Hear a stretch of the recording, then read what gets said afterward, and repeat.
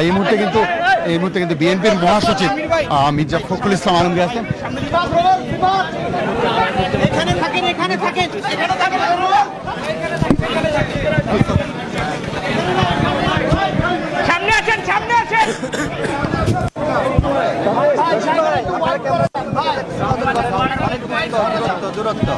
দেখো না ভাই, একটু সামনে ভাই, কেবল দেখেন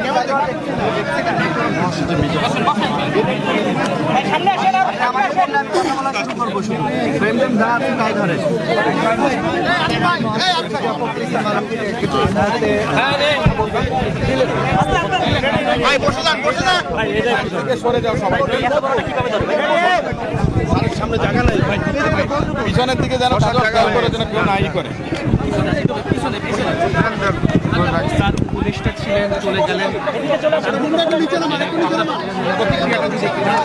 উপদেষ্টা হাসান আরিফ সাহেবের এই হঠাৎ করে চলে যাওয়া, এটা বর্তমান প্রেক্ষাপটে একটা, আমি মনে করি অত্যন্ত ক্ষতিকর একটা বিষয় হয়েছে।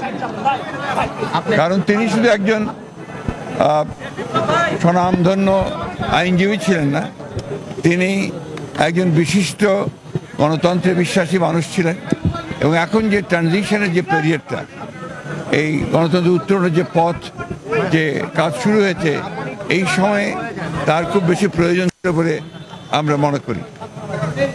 আমি ব্যক্তিগতভাবে আমার একজন বিশিষ্ট সুহৃদকে হারিয়েছি, আর দেশ হারিয়েছে একজন দেশপ্রেমিক মানুষকে।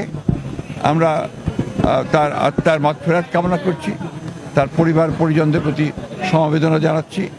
এবং এই হাসান আরিফ সাহেবের শূন্যতা, যেটা চলে যাওয়ার যে শূন্যতা সৃষ্টি হলো, এটা সহজে পূরণ হবার নয় বলে আমি মনে করি। আল্লাহ তাকে বেশ নসিব করুক। কার্যক্রম চলছিল তো তার ভিতরে ওটা চলবে, এটার অসুবিধা হবে।